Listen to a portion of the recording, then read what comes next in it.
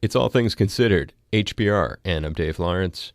Today we are welcoming back one of music's biggest stars anywhere in the world, a guy who goes way beyond being just a rock and roll Hall of Fame artist, a musical pioneer whose genre-bending Afro-Cuban-inspired sound changed the world, starting from the time he hit the stage in front of hundreds of thousands of people at Woodstock in 1969, a previous guest here on ATC, first major artist I ever interviewed some 25 years ago. He is an international music superstar, and we're fortunate to call him a sometime resident of the Aloha State, too.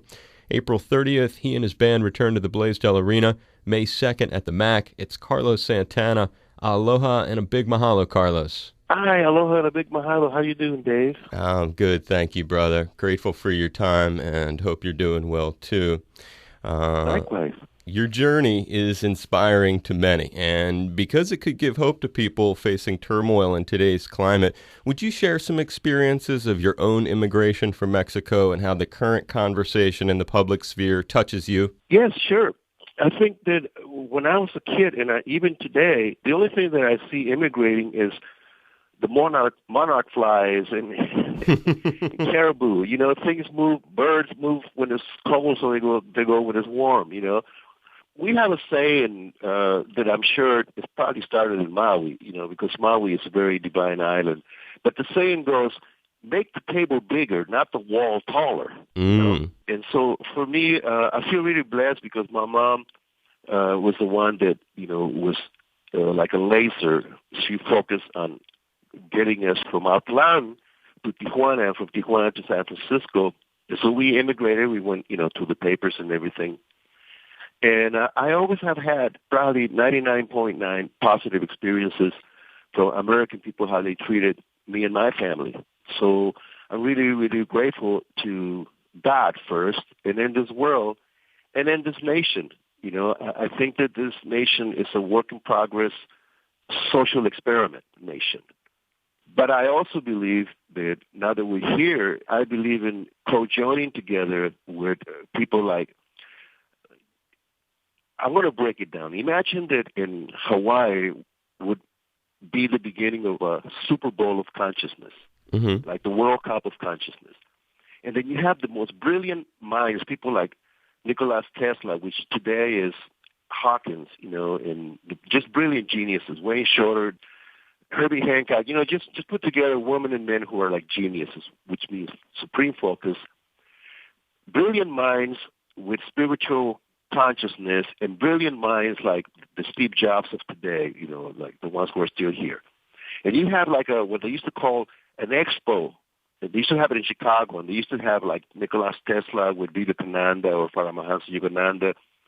So I want to start in Hawaii, a Super Bowl of consciousness where, like I said, you combine, you know, the Dalai Lama, Desmond Tutu, and people like that, possibly even the Pope if he doesn't come in with a certain positionality, because that's the thing we have to get rid of is the positionality.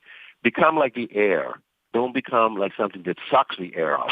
Right, you know? right. and so I dream of in Maui, Hawaii, creating a Super Bowl of consciousness that people get together every year with music like Imagine, One Love, the song Over the Rainbow, and What a Wonderful World, where speakers speak. Like, can you imagine getting together the brilliant, wise, we call it wisdom keepers, the women and men in Hana in Hawaii, women who are like the wiser people, the old, what do you call it, the wisdom keepers, the elders. The kapuna. Yeah. And so they speak and then we play. They speak and we play.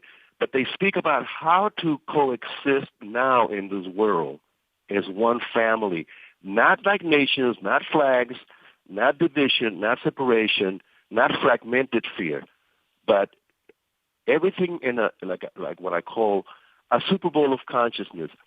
So you're talking to a guy who is like, I am the culmination of Bob Marley and John Lennon and people like that. I'm the one that's alive still, wanting the same thing, but with clarity and passion and energy. Some people say, well, you know, Santana's tripping with the pipe dream and the this and that. And it's like, well, look, man, I've been tripping since I was a child, but look at how where it got me. Right. you know? You mentioned your mom when you talk about where it got you. Josefina and Jose, your parents, featured in that fascinating memoir, and just what you just said, the universal tone is not only the title of that memoir, but it's really the tone of your message and the way that they've sort of brought into the world this person who is on a truly spiritual voyage. Yeah, I think that it's accessible to everyone, you know? The more we invite gently people to claim and own and arm yourself with knowing you are the light. You know, don't think that only Jesus has got the light. Jesus is called Christness, and the Christ is the light. Everybody has Christ and light. In fact, it is your DNA. It's not in your DNA. It is your DNA. Light and love is who you are. Somehow when you grow up, they try to convince you that you're a wretched sinner, not worthy of God's grace, and you need, you know, a sacrifice, and you need this. And you're like, oh, my God. You know, it's like, and you're forever staying with sin. Now, that's what Bob Marley calls mental slavery. Right. But when you live in Maui, man, and you see the rainbows and you jump in the ocean and you taste the fruit right out of the tree, there's something incredible that reminds you that you are a spirit and a soul first, and then anything else that you want to identify with and perceive. But first, you're light and love, which is spirit and soul. And that's the message. I think the best message that I remember from the Beatles or John Lennon or Bob Marley or Bob Dylan or everybody that I love, it was always utilizing the music beyond entertainment, beyond anything like that, beyond a business and beyond organizations. Music was always like the rain that falls in Maui, a gentle, beautiful rain, you know, that makes things grow brighter, sweeter, juicier, you know? So that's what to me music is about. It's like the rain. Well, you've had this remarkable career where one of the relationships that helped develop this music and get it to all of us, and I'm sure you can expound on it, was the great Bill Graham. We just had Bonnie Raitt on the other day, and she was talking about Bill. Can you speak about the role that he played in your life and just share a personal experience or story that makes you laugh or smile when you recall it? Sure. Bill Graham saw me, and he immediately adopted me like a son. There was two people that I think he had this kind of relationship. I mean, he loved everybody, Jerry Garcia, everybody. But somehow when he looked at Michael Bloomfield and he looked at me, it was a different kind of look, you know, like I think Clive Davis said it, with someone else it's a business, with you it's my heart. Right. That's how he put it. With someone else it's a business. With you it's my heart. This is my heart. So Bill Graham was the one that went to bat for us to go to Woodstock when our album wasn't even out yet, you know. And so Bill Graham connected us with Clive Davis, and both of them, you know, were instrumental, needless to say, in opening a humongous door for me in my band, you know, and for me personally, because I'm still here. And there's so many great, funny stories about Bill, especially the stories with Bill and Jimi Hendrix and Miles Davis, you know, and myself. I'll share one with it, which is Bill and I. I love it. Bill Graham wanted me to learn this song. It's a Yiddish song that I think people used to play to give them strength when they were in Auschwitz and, you know, they were in the concentration camps. So he wanted to teach me this song, and unfortunately, everything that Bill sung was the same note. In his mind, he could hear the melody, but what would come out of his mouth was like, it goes like this. Grab your guitar. I said, okay. He goes, na na na na na. So I started playing, and he goes, no, schmuck, not like that. Did you hear what I'm doing? And he grabbed my guitar. Don't play it like that. Listen. So I go, okay. No, schmuck, aren't you listening to what I'm saying? I says, Bill, bring me the cassette.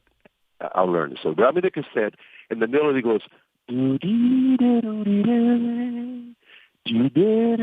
in his mind, he was hearing that.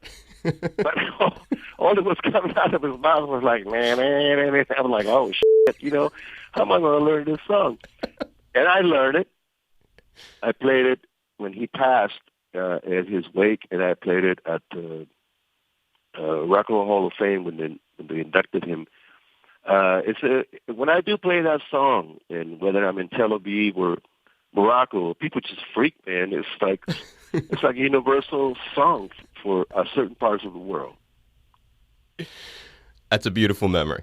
I really appreciate it. Really appreciate it. And I can hear it got you chuckling, too.